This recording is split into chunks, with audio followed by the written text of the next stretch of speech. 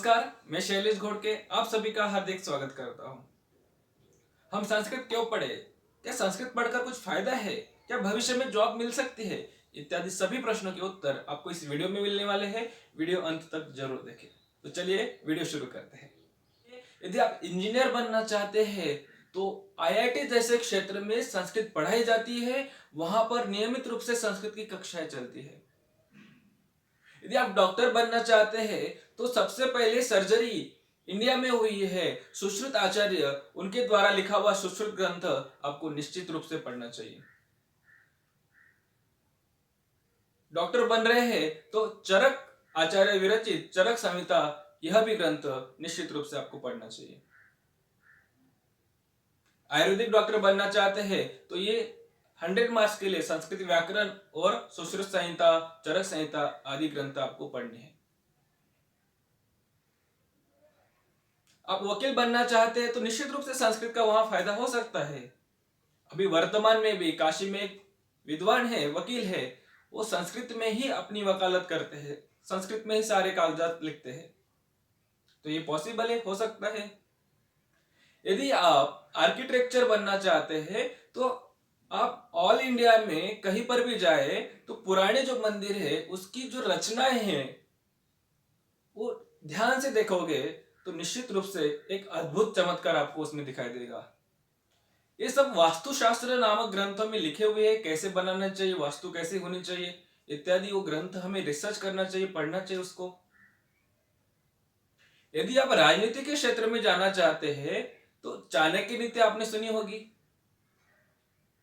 संस्कृत के स्कॉलर चाणक्य कौटिल्य उनके द्वारा लिखा हुआ ग्रंथ है अर्थशास्त्रम, जो कि एक राजा कैसा होना चाहिए, मंत्री कैसा होना चाहिए, राजा के प्रजा के प्रति क्या कर्तव्य है, अथवा प्रजा के बाकी राजा आदि के प्रति क्या कर्तव्य है इत्यादि सभी कर्तव्य और किस प्रकार से राज्य चलाना चाहिए ये निश्चित रूप से हमें पढ़ना चाहिए।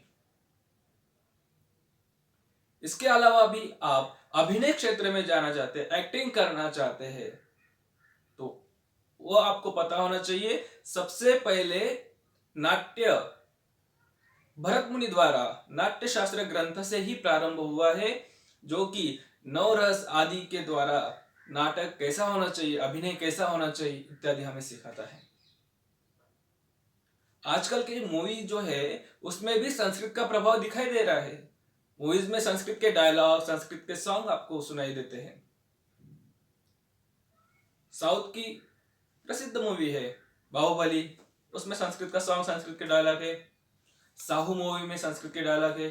अभी आई हुई पुष्पा मूवी, उसमें भी संस्कृत का एक सॉन्ग है। मराठी मूवी थी वायजेड, उसमें प्रिय करा करके बहुत ही सुंदर सॉन्ग है। संस्कृत में मूवीज है क्या? तो हाँ, निश्चित रूप से है।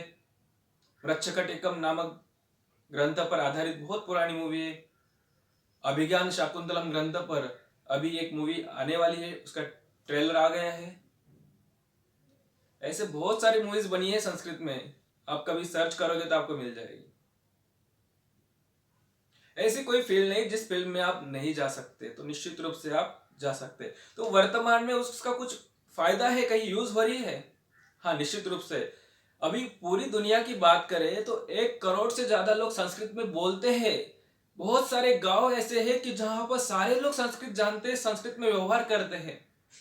कर्नाटक का मत्तूर गांव तो आपने सुना होगा। ऐसे ही उत्तराखंड, मध्य प्रदेश, राजस्थान, उत्तर प्रदेश आदि राज्यों में संस्कृत के गांव है जहां पर संस्कृत बोली जाती है।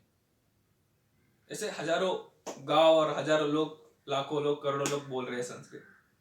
तो ऐसा नहीं कि हम संस्कृत नहीं जानते हैं, हम संस्कृत जानते हैं, लेकिन हमें कठिन क्यों लगती हमें पता नहीं।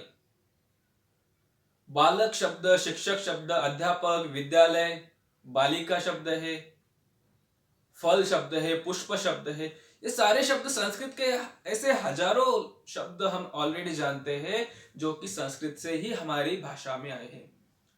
इसलिए तो संस्कृत को सभी भाषाओं की जननी कहा जाता है। केवल भारतीय भाषा ही नहीं तो जर्मन जैसी भाषा और अन्य भाषाएं भी संस्कृत से प्रभावित है।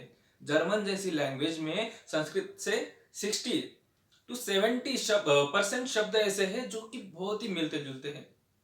साउथ में जाएंगे तमिल तेलुगु भाषाओं में भी संस्कृत से मिलते जुलते बहुत सारे शब्द हैं, जो कि एक बार हम संस्कृत सीखते हैं तो निश्चित रूप से अन्य भाषाएं सीखने में बहुत ही आसानी होती है।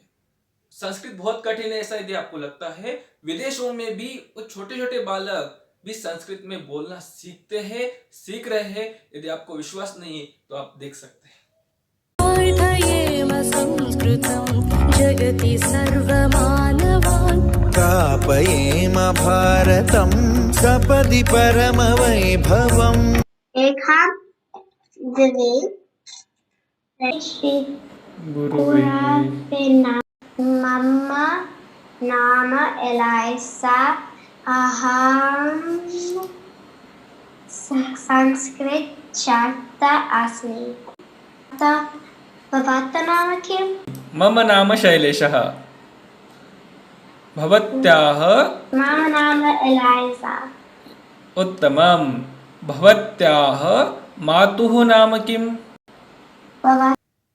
मात्र 4 दिन में 5 दिन में अपना परिचय बताना, छोटे छोटे वाक्य बनाना सीखते हैं तो निश्चित रूप से आप 10 दिन में 15 दिन में बोलना स्टार्ट कर सकते हैं। संस्कृत भारती एक संस्था है, निश्चित रूप से आपको उनके जो शिविर होते हैं 10 दिन के वो निःशुल्क है, आपको अटेंड करना चाहिए। 10 दिन में संस्कृत बोलना सिखाते हैं।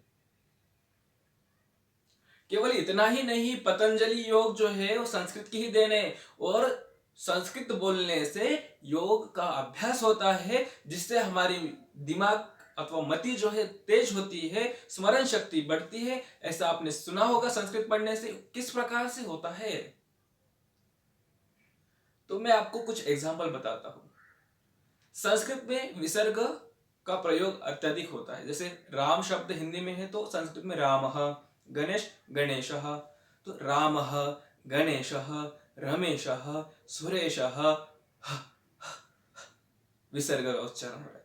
तो ये किस प्राणायाम में होता है? कपालभाति। तो संस्कृत के विसर्ग का उच्चारण करने से कपालभाति प्राणायाम होता है। और एक एग्जांपल, अनुस्वार का उच्चारण करते हैं रामम, पाठम, गणेशम, रमेशम, सुरेशम इत्यादि। तो ये भ्रमरी प्राणायाम का अभ्यास हो रहा है यहां पर। रामम, पाठम। जो गुरुकुलों में मंत्र दिन भर अथवा बहुत समय तक मंत्र उच्चारण करते थे, उनका कितना अभ्यास होता होगा। जो कि आज भी हम संस्कृत बोलते हैं तो निश्चित रूप से योग का अभ्यास होता है, जिससे हमारी सेहत अच्छी रह सकती है। केवल उतना ही नहीं तो हमारे दैनंदिन जीवन में संस्कृत का उपयोग हम भगवत गीता से सीख सकते हैं। यूक्रेन रशिया जैसे युद्ध, महायुद्ध होते हम देख रहे हैं, उन युद्धों में भी हमारे देश की सुरक्षा के लिए हम महाभारत से चक्रव्यूह की रचना कैसी होती है, अर्थशास्त्र जैसे ग्रंथ से एक राजा को अपना राज्य साम्राज्य कैसे बचाना चाहिए अथवा कैसे जीतना चाहिए इत्यादि सभी बातें हम संस्कृत से सीख सकते हैं। इतना ही नहीं, संस्कृत में क्या क्या हुआ है, आर्यभट्ट, शून्य का आविष्कार, पृथ्वी घूमती है, सूर्य एक जगह पर स्थिर है, यह बताने वाले आर्यभट्ट ही है। उसके पहले ऐसा माना जाता था कि पृथ्वी एक जगह पर स्थिर है, सूर्य ही यहां से पूर्व से पश्चिम की ओर जा रहा है। महर्षि कणाद, परमाणु की व्याख्या, परमाणु किसे कहते हैं, यह विश्व परमाणु से बना है इत्यादि बताया है। नासा जैसे क्षेत्र में, आप सभी ने नाम सुना होगा नासा का, वहां पर संस्कृत की नियमित रूप से कक्षाएं चल रही है और हम संस्कृत नहीं पढ़ना चाहते। वहां पर वहां के वैज्ञानिक जो है उनको संस्कृत पढ़ाई जाती है और भारतीय ग्रंथों पर वहां रिसर्च की जाती है। अभी 1-2 महीने पहले की बात है कि वहां पर भारद्वाज ऋषि का विमान शास्त्र ग्रंथ भारत से वहां मंगवाया गया, क्योंकि वहां पर विमान शास्त्र ग्रंथ पर रिसर्च होगी। विमान कैसे बनते हैं, कैसे उड़ाना चाहिए इत्यादि उस ग्रंथ में बातें आई है। संगीत है, कला है, रसायन शास्त्र है इत्यादि सभी बातें संस्कृत में है। वैदिक संस्कृत इत्यादि आपने नाम सुना होगा, इत्यादि बहुत सारी बातें संस्कृत में है। तो हमें निश्चित रूप से संस्कृत सीखना ही चाहिए। केवल अनुवाद करके हम संस्कृत का जो गूढ़ अर्थ है वो समझ नहीं सकते। जैसे अंग्रेजी में वाटर एक शब्द है, लेकिन संस्कृत में जलम, नीरम, सलीलम इत्यादि बहुत सारे शब्द है और हर एक शब्द का अपना अलग अलग अर्थ है।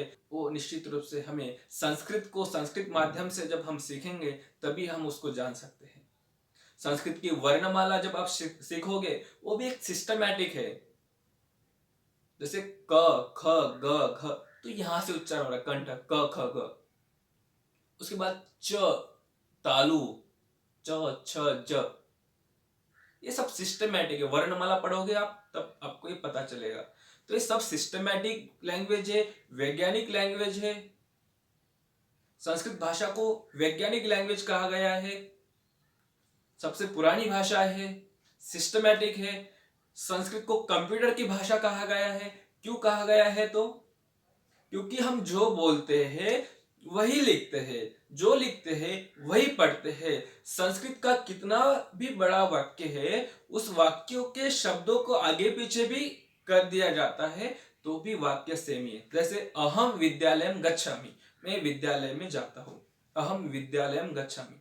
उस वाक्य को गच्छामि अहम विद्यालयम बोलो, विद्यालयम अहम गच्छामि बोलो, अथवा विद्यालयम गच्छामि अहम, कितनी बार भी आगे पीछे करो, केवल यही वाक्य नहीं, कितना भी बड़ा वाक्य हो उसका अर्थ सेम ही रहता है। तो इसलिए हमें निश्चित रूप से संस्कृत अवश्य पढ़ना चाहिए, समझना चाहिए। यदि आप पेरेंट्स हैं तो अपने बच्चों को संस्कृत अवश्य ही पढ़ाइए।